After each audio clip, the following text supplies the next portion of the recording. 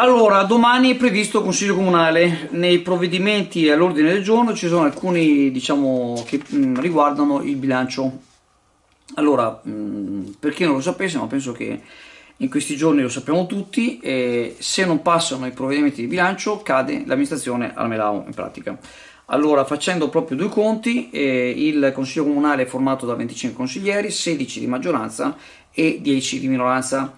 Di questi 16, 5 sono quelli di Fratelli d'Italia, che da quello che è stato detto, quello che è saputo, quello che è scritto, quello che è circolato, fino a quando l'amministrazione Mauro Melao non reintegrerà in giunta, il Daniele Tiozzo Brasiola e il Massimiliano Tiozzo Cainazzo, praticamente loro si rifiutano di partecipare alle sedute di consiglio, alle giunte e alle commissioni. Ieri c'erano due commissioni, praticamente sono saltate per mancanza del numero legale, eccetera.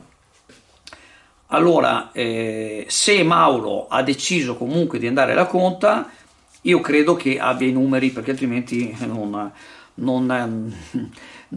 sicuramente avrebbe cercato di rimandare questo consiglio, o magari sarebbero arrivati, diciamo, a dei chiarimenti, cosa sulla quale io sinceramente non ci credo proprio più. E quindi, se presumono di passare il bilancio, anche di avere una maggioranza qualificata, è probabile che conta su qualche altro voto. Allora, sono i voti dei due consiglieri che erano contrari alla linea del segretario Matteo Penso, Cario Buglio e la Elena, la Katia Arnott, ma per l'indicazione del partito loro non dovrebbero partecipare al consiglio, pena una radiazione da Fratelli d'Italia.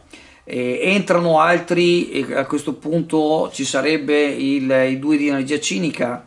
Il nome, abbiate pazienza, il nome è giustissimo, si sono sempre comportati cinicamente e potrebbero in questo caso, per salvare capre e calvoli, concedere il voto di bilancio. Ricordiamo che Roberto Rossi, cosa del tutto inusuale in un gruppo di opposizione, ha votato in passato dei provvedimenti, almeno un provvedimento di bilancio, quindi non sarebbe una novità.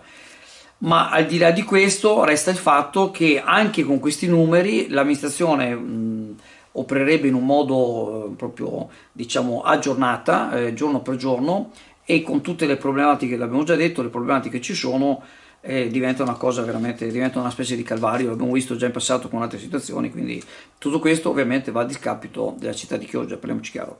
Ecco, a margine di tutto questo, questo che mi fa pensare, non sono solo io che la penso così, ma insomma gli addetti ai lavori, che ormai non ci sia più nessun margine di pacificazione tra l'amministrazione, tra Melao e il gruppo di Fratelli d'Italia, il fatto che ieri è arrivato un comunicato da parte dell'IPAB in cui praticamente quello di ieri non dà nomi, parla di una situazione anche non poco chiara, sappiamo a cosa si riferisce, ma questa mattina più chiara, perché è arrivato un altro comunicato in cui praticamente dice che il Consiglio di amministrazione, con tanto di determina, rifiuta la proposta di transare il debito che il segretario di Fratelli d'Italia, Matteo Penso, ha nei confronti dell'istituto IPAB, e c'era in corso una proposta di transazione alla quale il consiglio di amministrazione ha rifiutato, in pratica, anche perché, sempre secondo questa delibera che è arrivata, con gli interessi legali il debito è aumentato molto di più in pratica, e quindi, diciamo, c'è questa situazione che, fatalità, salta fuori proprio in questo momento in cui c'è questa crisi di giunta e questa situazione, il che fa pensare che questa uscita da parte dell'IPAB, soprattutto per quanto riguarda l'invio ai giornali con richiesta di pubblicare questo documento, sia legata al fatto che l'amministrazione è pronta. Qualcuno questa mattina mi ha mandato un messaggino con le valigie, siamo pronti con le valigie, ma sappiamo di chi è la colpa, e quindi praticamente da come stanno andando le cose sembra evidente che ormai non ci sono più termini di, diciamo, una pacificazione, e può succedere qualsiasi cosa, e se cadrà l'amministrazione, da quello che si capisce, la responsabilità che vogliono attribuire è a Matteo Penso. Dal 1978 a Borgo San Giovanni a Chioggia la pasticceria Serenissima propone la sua caffetteria, la sua pasticceria artigianale, dolce e salata e le gustose torte per tutte le occasioni e ricorrenze. Gusta la tua colazione alla pasticceria Serenissima con la sua selezionata caffetteria e le sue brioche artigianali. A Natale poi non possono mancare i gustosi panettoni e i pandori artigianali e l'eccezionale tronchetto. Pasticceria Serenissima a Borgo San Giovanni, a Chioggia. L'assessore all'agricoltura della Regione Veneto, Federico Caner, si congratula con Ettore Prandini per la riconferma alla guida della Coldiretti, l'organizzazione di settore più grande d'Europa con 1,5 milioni di iscritti.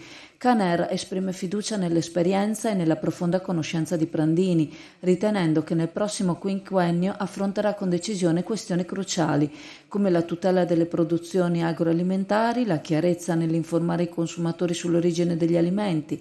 Augura a Prandini e alla giunta esecutiva un proficuo lavoro. Caner sottolinea il successo nell'affrontare le sfide agricole, dall'innovazione, le sfide climatiche, il tema del credito, dall'etichettatura del vino alla difesa delle materie prime italiane e sottolinea l'importanza di combattere a favore dell'Italian Sounding, sostenendo la priorità nella protezione delle denominazioni Made in Italy. Nel Veneto, principale regione per l'impatto economico delle denominazioni di origine, con oltre 4 miliardi e 800 milioni di euro, Caner promuove il supporto continuo a iniziative volte a preservare il valore intrinseco della filiera agroalimentare. Considera cruciale questa filiera per l'identità territoriale e per garantire la sovranità alimentare del Paese.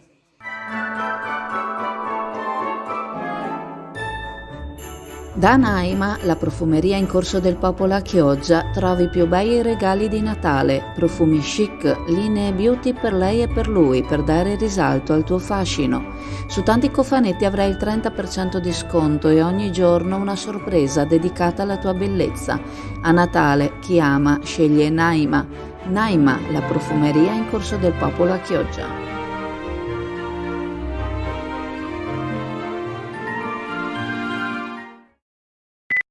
No, di aver toccato il fondo del barile con Giulia, invece ancora una bruttissima notizia, ancora una donna ammazzata, ancora un duplice omicidio, ricordiamolo, perché Vanessa perde la vita, ma perde la vita anche il suo bimbo che aveva in grembo. E ovviamente è ancora occasione per interrogarci sul da farsi per evitare che questo accada ancora. Ho dichiarato il lutto regionale per la giornata delle esequie, il giorno del funerale. Penso che dobbiamo essere vicini a questa famiglia, al marito, alla figlioletta piccola di 4 anni, ai genitori, insomma a tutti i familiari, e come comunità dobbiamo continuare a lavorare. E penso che questo è quello che dobbiamo fare, soprattutto pensare che non è solo un problema dei giovani, ma è un problema di tutta la comunità. Eccezionali i carabinieri, bene ovviamente anche la magistratura, l'indiziato è stato assicurato alla giustizia, adesso vedremo il processo, capiremo anche cosa è accaduto, ma di certo ne viene fuori una storia inquietante, una storia che aveva già dei segnali. Probabilmente dovremo mettere mano anche alla legge che stabilisce il codice rosso, perché la tempestività è fondamentale, a questo punto va inasprita ancora di più la legge. Dico a tutte di denunciare.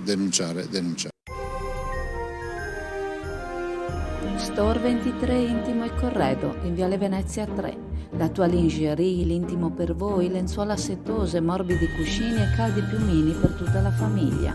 A Natale regala raffinata eleganza per la casa, vesti il tuo ambiente con stile, scaldati con il caldo abbraccio di un soffice pile. Store 23 Intimo e Corredo, pensa ai tuoi regali di Natale.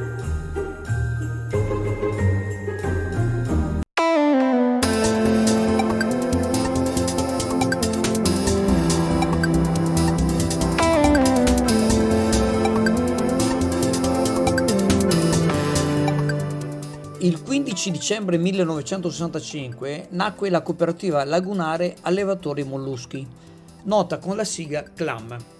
Gli allevatori decisero di unire le forze al fine di ottimizzare la vendita della loro produzione. Iniziarono l'attività con un modesto manufatto, praticamente unico all'epoca sull'isola.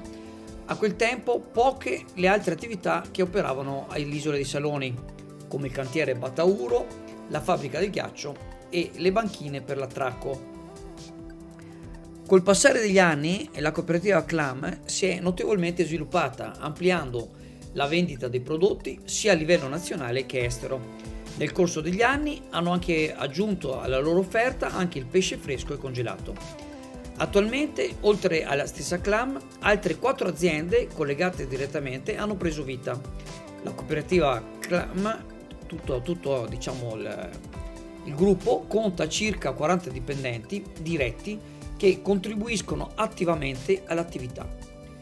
Ricordiamo un momento drammatico diversi anni fa, quando la nave mercantile Semyon Morozov, in fase di uscita dal canale Lombardo, entrò in collisione con lo stabilimento, facendo crollare il tetto.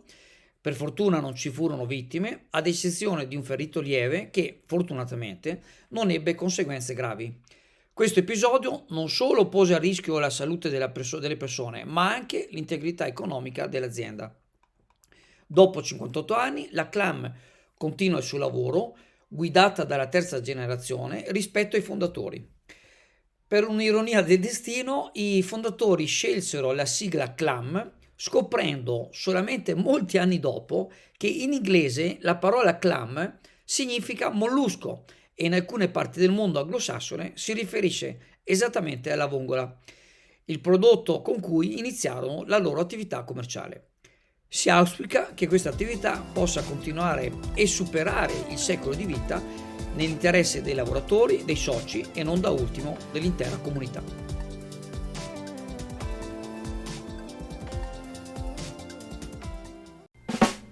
La novità di quest'inverno 2023-2024 è l'aperitivo dopo lavoro, che non è altro che un happy hour dedicato a chi dal lunedì al venerdì finisce di lavorare tra le 18 e le 20 e magari vuole prendersi un momento di pausa, un aperitivo con gli amici o con i colleghi e spendere il giusto, per cui proponiamo dalle 18 alle 20 dal lunedì al venerdì lo spritz, il prosecco e la birra tutto a 3 euro, visto anche i momenti un po' di crisi degli stipendi, veniamo incontro un po' al mondo del lavoro. Abbiamo una grandissima piazza di fronte con il parcheggio accessibile a tutti, oltretutto anche sabato e domenica nel dopo cena per i nostri cocktail, i nostri drink.